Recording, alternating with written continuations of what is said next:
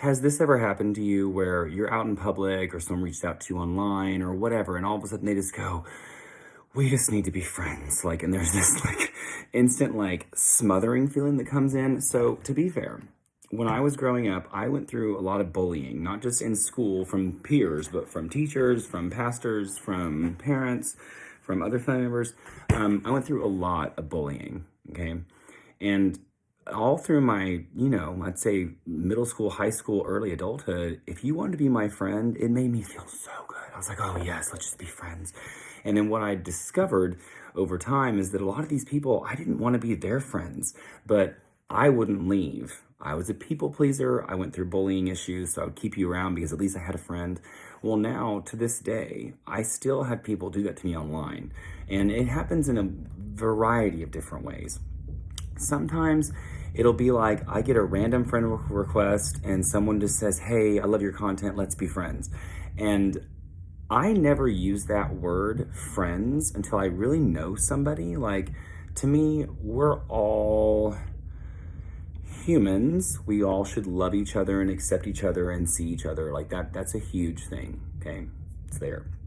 But the problem is that the word friend means someone that you can trust. It's someone that you put your trust in to treat you well, to show up the way that's good for you, show up the way that's good for them. Like it's an exchange of trust. And really, all healthy relationships need to have friendship at the core of them. Long story short, someone reaches out to me, adds me on Facebook, sends me a message and says, hey, I'm going through a relationship issue. I could use some help with this. And so, of course, I respond back and say, well, I have 4 different things we can do. 1, I offer 10-minute readings. 2, I do 30-minute coaching sessions. 3, 60-minute coaching sessions. Or if you are really ready to like spend some time and effort on this, I can do a coaching package. Are you doing this alone or are you doing this with your person? They come back the very next day, and I thought I might recognize this person. They come back the very next day and say, hey, never mind. I just want to be friends so we can get together and chit and chat and blah, blah. And I responded back with an audio saying kind of what I said to you, is that over the years, I've just learned that I don't just randomly give my energy to people. I don't just randomly show up and become your friend. Like, I love everyone. I accept everyone. I treat everyone equally. Whether you're my friend or not, I will treat you equally. Now, what I give you that's mine, like my personal, because I tell people, you're kind of like a kingdom.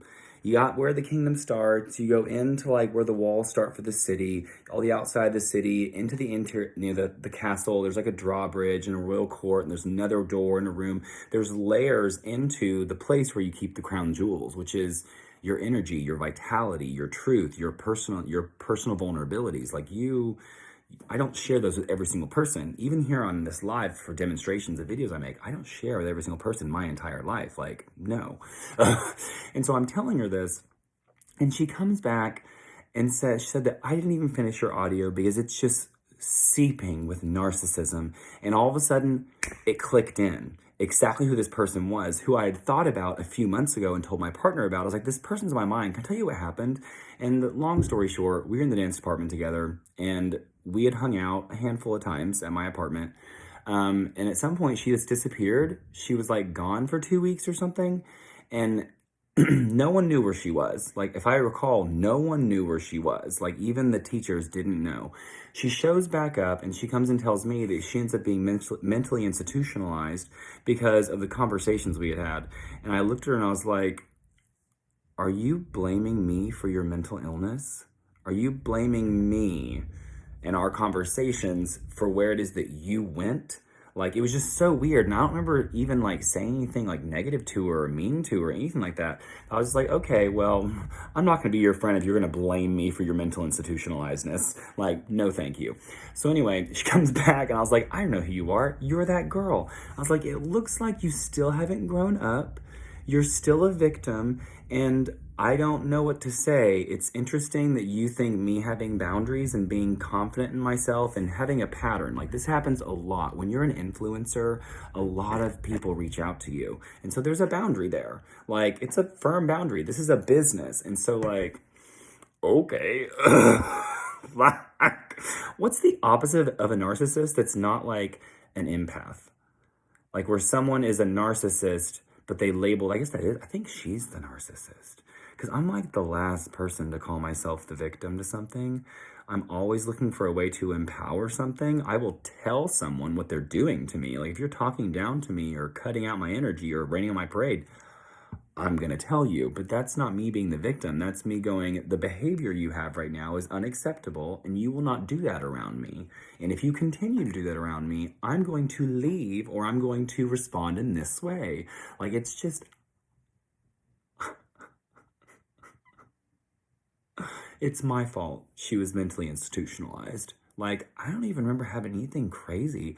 I think my brain and the way I see things is just so broad.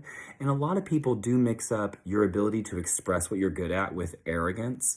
And it's not. Like, I also know what I'm not very good at and equally vocalize that. If someone shows up and was like, hey, I want you to do X, Y, and Z, and I'm like, I've done X and Y and I've failed again and again and again. And I don't feel like trying harder. Z, I'm actually kind of good at that. So if you want me to do that, that's great. Like, that's honesty. And it's sad that people associate that with narcissism or arrogance. Like, no. Only an idiotic, wounded, victimized empath would do something like that. Where they're just looking for a reason. And like, again, who reaches out to someone and says, I want services, and then when I tell you what the services are, goes, actually, let's just be friends. Like, what?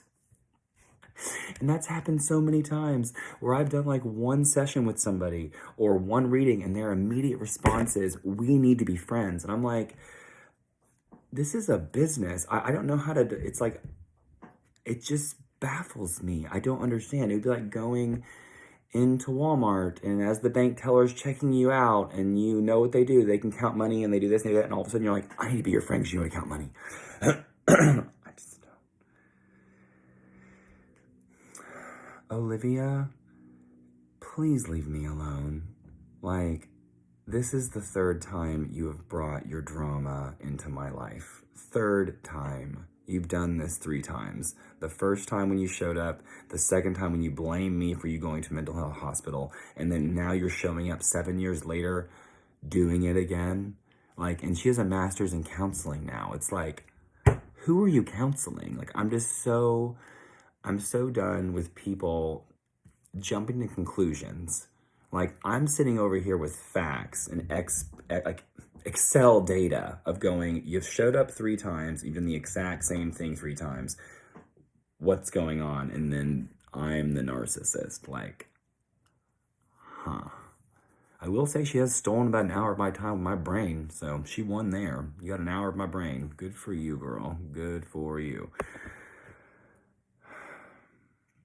People are afraid to speak their truth because of this. Because people respond like this. When you are confident about yourself and you know what you're good at and you know who you are and what your expectations are and what your boundaries are, many people will take that energy and make it all about them and how wrong of a person you are. And I'll tell you right now, don't stop. My mantra this year is take no shit, take no prisoners.